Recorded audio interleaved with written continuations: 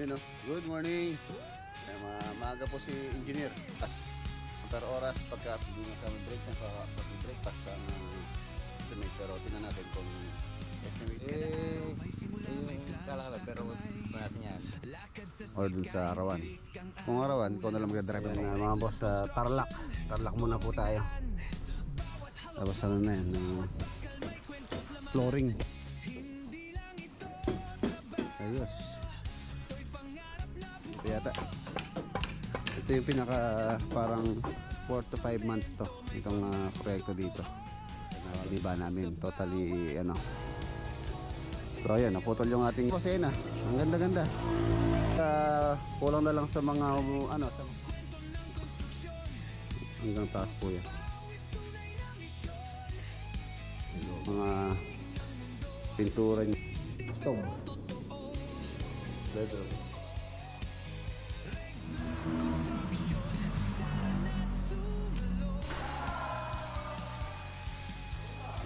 Kanan. Ayan, hanggang dito po siya. So dito po for sale yung lote dito. Ilan? 200 kalsada. Hanggang dito lang naman. Ang presyo po na pagkas mga bako.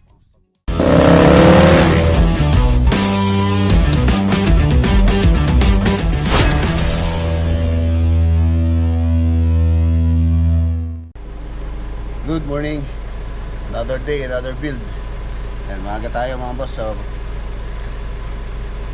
site visit tayo sa Pangasinan, tapos sa Tarlac, tapos sa daan din tayo dito sa Capiao. Saturday po tayo ngayon. Time check. Alas 6 ng umaga.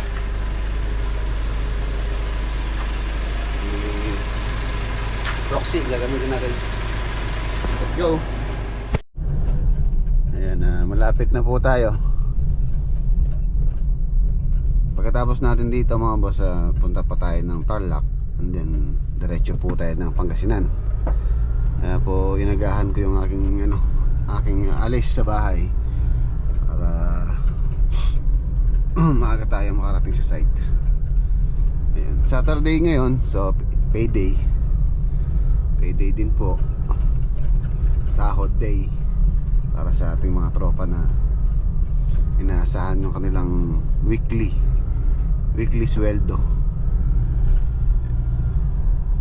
So, check ko lang dito. Tapos kakausapin ko rin po ngayon. Mag-uusap kami nung bako, yung may-ari ng bako, para pag-usapan kung magkano po yung magiging gastos dito sa pag-uukay.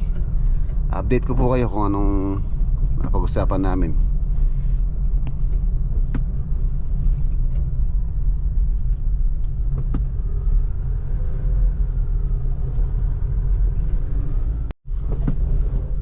Ayan, nandito na tayo.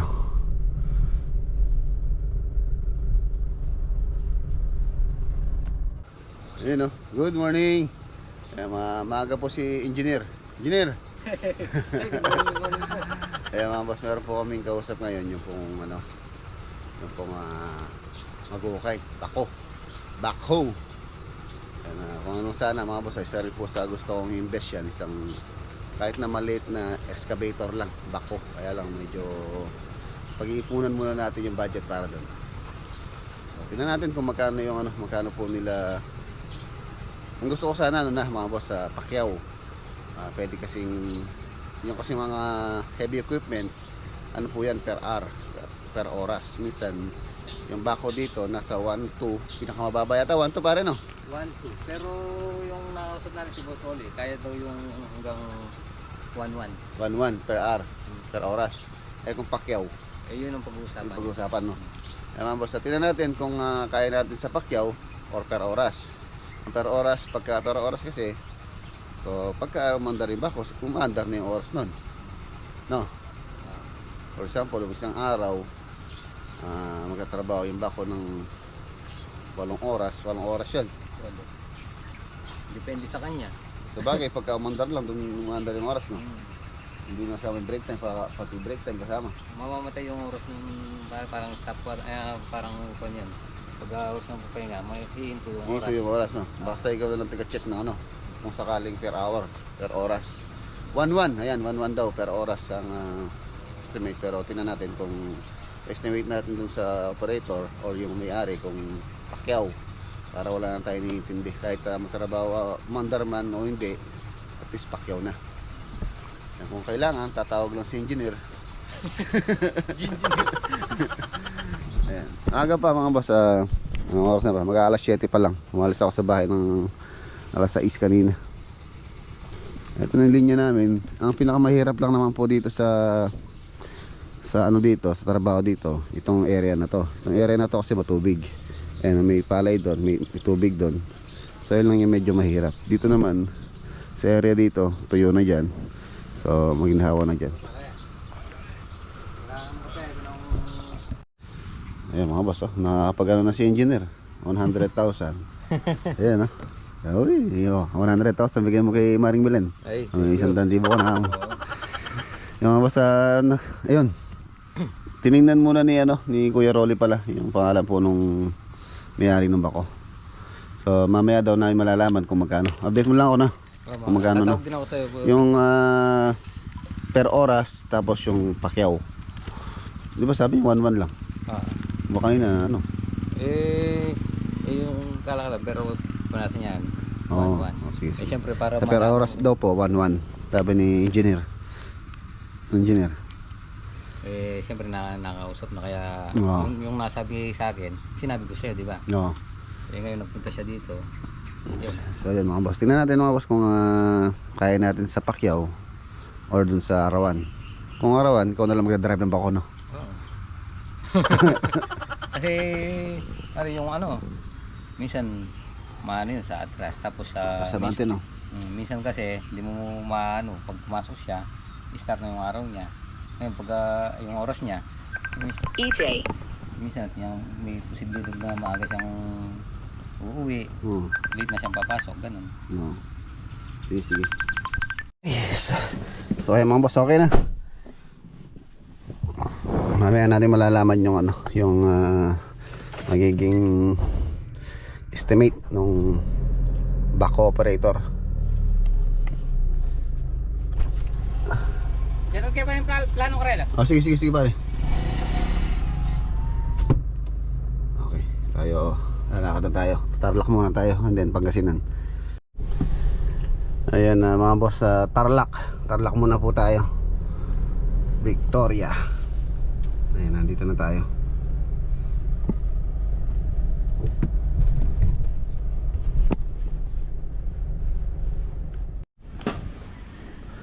Last week galing po tayo dito, Biyernes.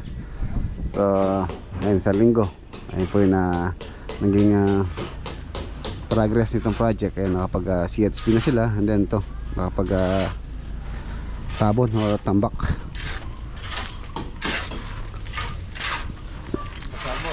Basa. Ano, boss, halos patag na pala. Tapos ano na yan, flooring.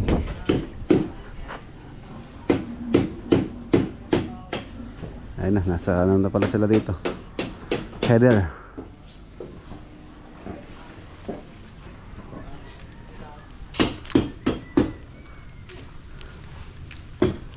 Ayos.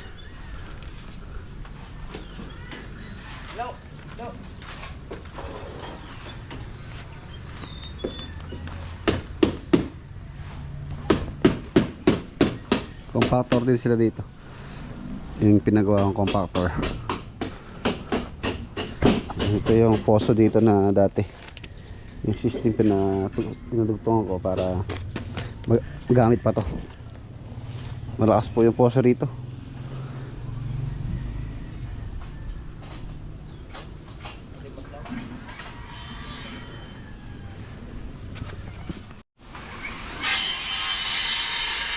Si engineer Jake. Ito po yung dito, yung perforated pipe. Maglalagay din po kami ng perforated pipe dito bago mag-flooring sa SOG, slab on grade. Kinakakompak ko muna mabuti. Tapos lalagyan natin ng gravel bedding. Ayan na siya. So mas maganda pong mag flooring muna dyan bago maglagay ng partition. Ayan, mahaba po siya. Sisibirin nyo doon, simula doon hanggang dito. Dito CR, CR doon, CR din doon. Tatlo CR to nga. Pagkakaalam ko, isa, dalawa, tatlo. Ayan, 2.4 meters ang pinaka header po namin dito. Tapos meron siyang, ayun, nilalagay na nila yung yung abang para sa canopy na connected po siya sa lintel beam. Yan, lintel beam po yan, diretso na yan. So yung mga bintana na to, iikot yung lintel beam. Yan, paikot, lintel beam po yan. Marami po kasing bintana itong itong bahay. Yan, mga bintana. Tapos dito may access yata rito to.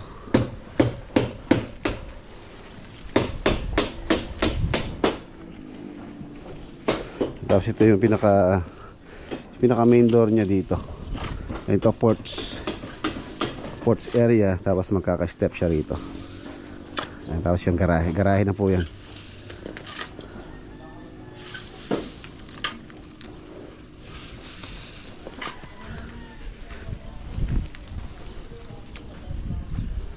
Ayan siya. Ayan, mabilis na lang po yan mga boss. Nakaano sila, nakaangat na. Ayan yung ating grade beam or plinth beam.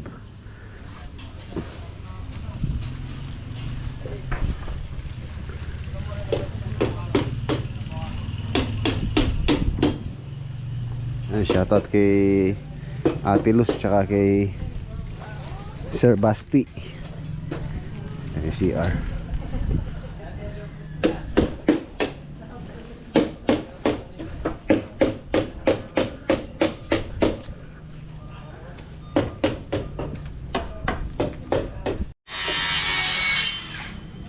Yan, itong dito, ano po ito, yung sa dating bahay, dirty kitchen.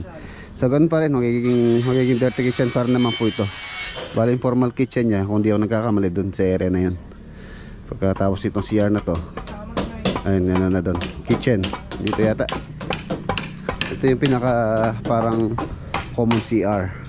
Tapos dito yata yung kitchen, dito sa area na to. Ang ganda na, malinis na. Malinis na, tingnan itong nilang dito project.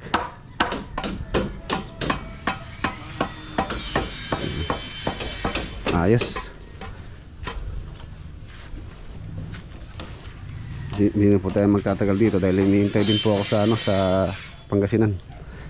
So mabilisan lang tayo.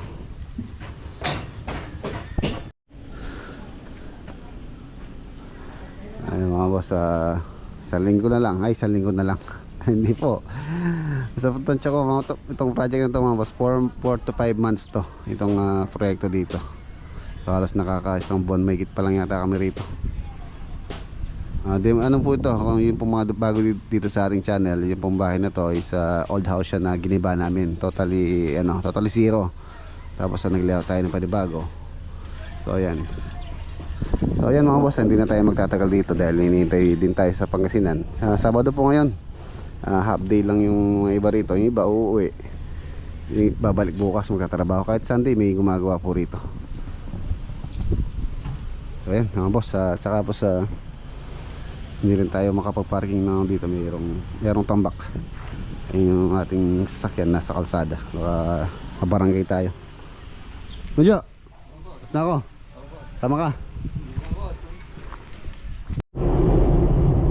You know, sports car. Ano to? Anong sasakyan to? GT.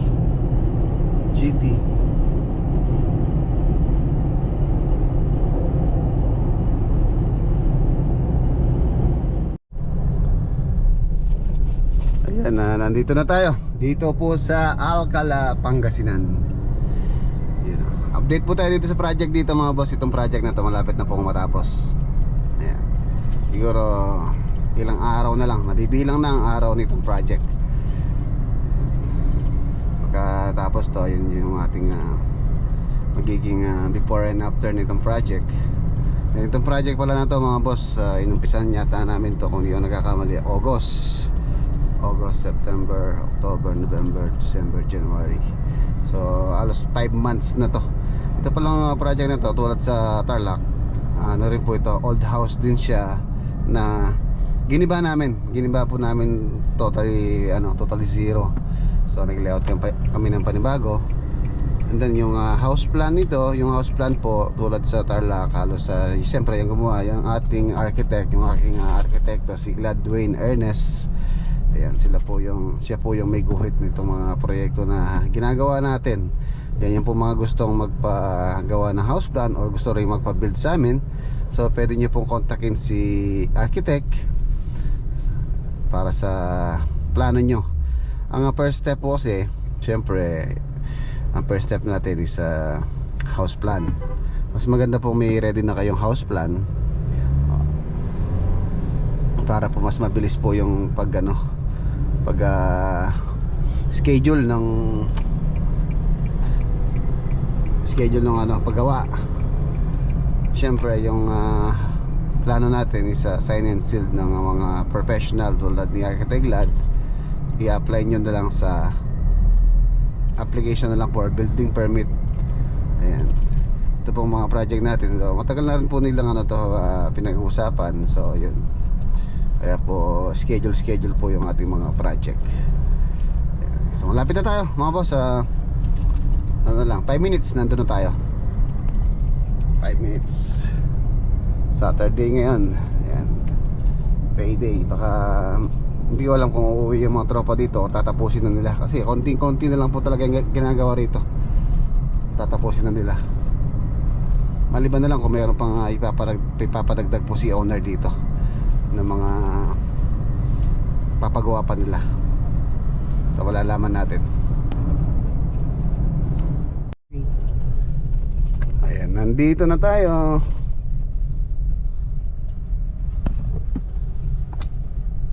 Silipin natin. Ayun, ang ganda na. Oh, yes. Ang ganda. Ang ganda oh. Grabe.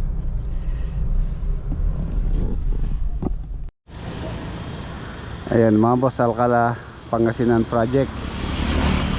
Halos matapos na po. Siguro sa tansya ko mga 1 linggo na lang. Tapos na halos yung kasing ginagawa nila dito. Linis na lang. And then yung mga mga punch list. So titingnan natin yung mga punch list ngayon para mapaano na natin, mapaayos na natin yung mga kailangan pang retouching.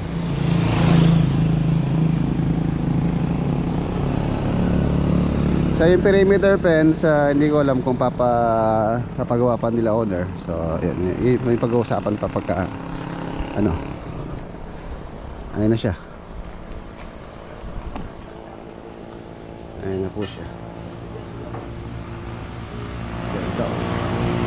Ganda yung harap niya. Puno ng cladding sa harapan. Combination siya ng deco stone, fluted panel na pang tawag dito, pang outdoor, and then cement group finish. So din siya dito. Tumatawag si engineer. So ayan, naputol yung ating vlog dahil may tumawag po sa atin. So yun na nga mga boss, yun na. Ang ganda-ganda. Meron siyang steps. Ang tawag dito? Step light. Tinatapos na lang ang retouching ng mga pintura, yung mga, yun nga, tulad na sabi ko yun, punch list. So ang ganda nito. Ang ganda nitong deco stone na to. Tapos halos kulang na lang sa mga sa mga salamin, sa mga aluminum sliding door dun sa may harapan no, sa kabila. Na rin pala to, concrete topping. Meron na rin air condition. Tapos meron na rin pintuan tong dito sa may pinaka lanay area. Ayan, ang ganda oh. Malinis na. Tapos yun na lang po mga takip ng mga catch basin. Yan ginagawa pa nila. Yan, tulad doon. Nalagyan po namin takip yan.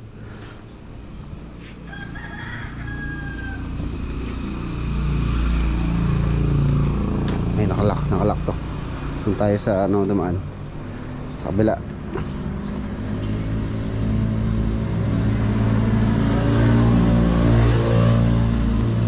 Ito yung main door, nakalock po ito. Ito. Linis, pulido. Nakalagay na rin yung decostom dito sa area na ito mga boss. Hanggang taas po yan. Anong ulam, Mambol?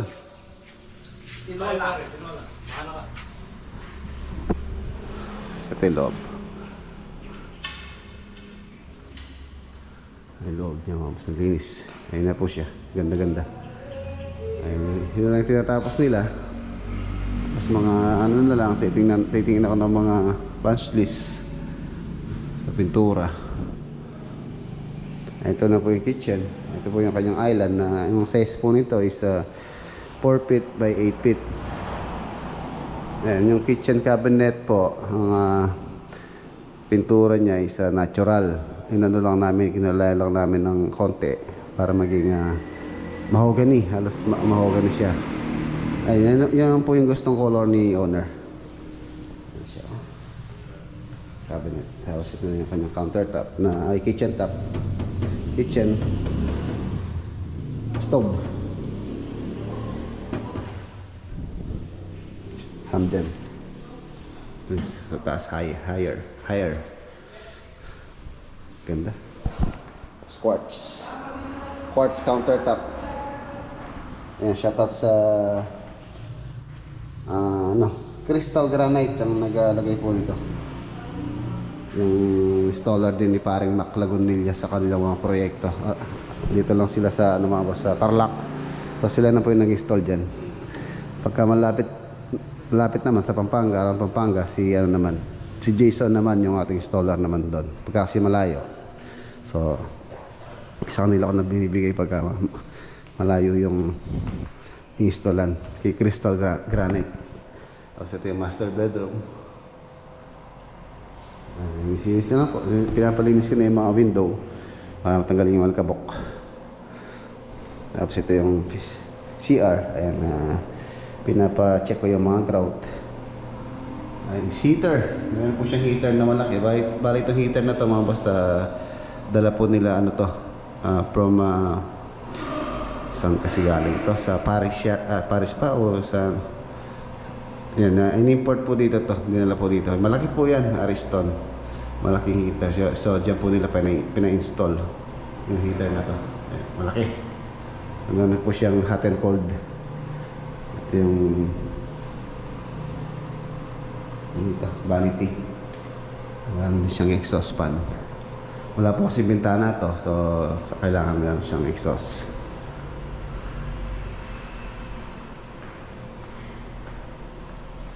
So ito pa pala yung inad namin dito. Meron siyang dito. Pinalagyan po nila ng partition, which is yung partition niya is pinto siya na camouflage.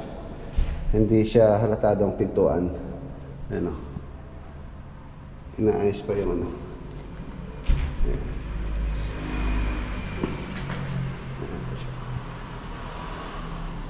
Hindi mo akalain na sa kabila nito meron po palang CR. Ayan. Pagka binuksan mo, tutulak mo lang yan. Wow, ayan. Bubuksan nasa yung kanyang vanity and then yung CR. Ay, nakalak po. Pinapalak ko kasi pagka para hindi na marumihan yung vanity niya. So yung face mirror dito, so hindi na po kasama yung face mirror dyan. Sa owner na po yan kung gusto nila ng face mirror na ilagay dyan.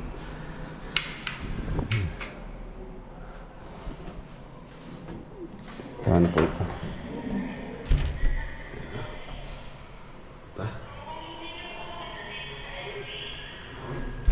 Hindi siya masyadong visible. Hindi mo akalain na may CR dyan sa likod niyan.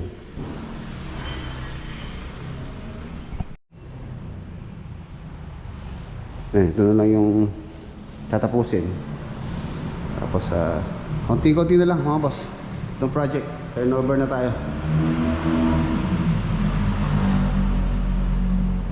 Ito na lang tatapusin ng installer ng salamin.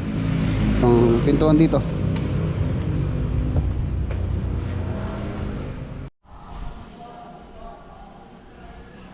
So ayun mga boss, hindi na tayo magtatagal. Yan sila Foreman Jepoy, hindi sila uwi. Bali, tatapusin na po nila to.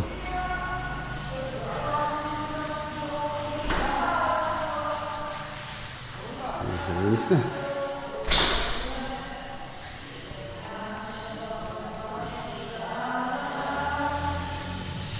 Yan po yung project.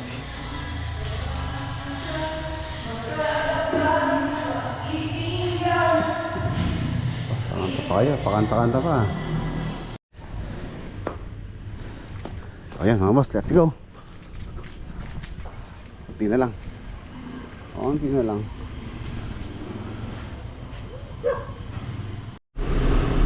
Let's go.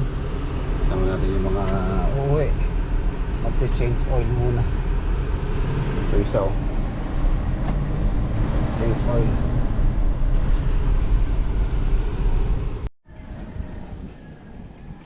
Ayan na mga boss, nandito na po tayo sa bahay. So ayan na. Habang tinatanaw itong magandang kapaligiran, yung problema lang, ayun, meron na pong ginagawang subdivision dito sa may gawing kanan. Ayan, hanggang dito po siya oh. So pagka may mga bahay na dyan, masisira na yung view natin. Ano po, dinidevelop na yung dinidevelop na po yung daan doon. So dito po for sale yung lote dito. Yan, for sale yan. So kung gusto nyo kung gusto nyo mag-invest ng lote, malapit dito sa akin, halos likod ko lang. Ayan, Mountain View. Ayan po, 200 square meter yata ang cut dyan. So sa pagkakaalam ko, yung po presyo niya is 3,000 per square meter yata ang benta nila. 200 square meter ang isang cut. So yung 200, so nasa 600,000 yata yung sa lote. Tama ba? Oh, tama. Kasi yung 100 kung 3,000, so nasa 300,000. So yung 200 nasa 600,000. Yan, ginagawa na po yung kalsada.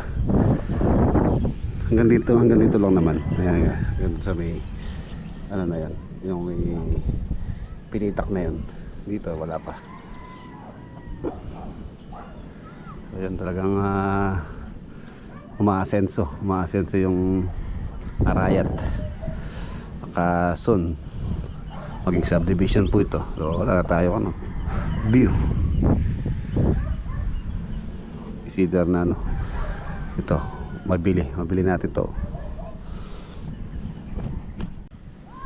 Update pala dun sa mga boss, dun po sa kausap kong magukay dun sa Baco. Ang presyo po na napagkasunduan namin is tsaka Pacquiao pala, Pacquiao na. Ang price na napagkasunduan namin, tatapusin yung mga hukay, is 130,000. Ayan. Hukay lang po yun, yung pong Baco ang pag-hukay nila. Sa kanila na po lahat, pati gasolina, tsaka yung tao na mag-ooperate dun sa Baco. Ayan. So ayun, baka sa Monday yata yung mobilization nung Baco sa 3 hectares fencing project natin. So ayan na mga boss, dito ko na po tatapusin yung ating vlog for today. Maraming salamat po sa inyong walang sawang suporta dito sa ating channel. Kita-kita po tayo sa next vlog bukas. Paalam po, God bless, ingat.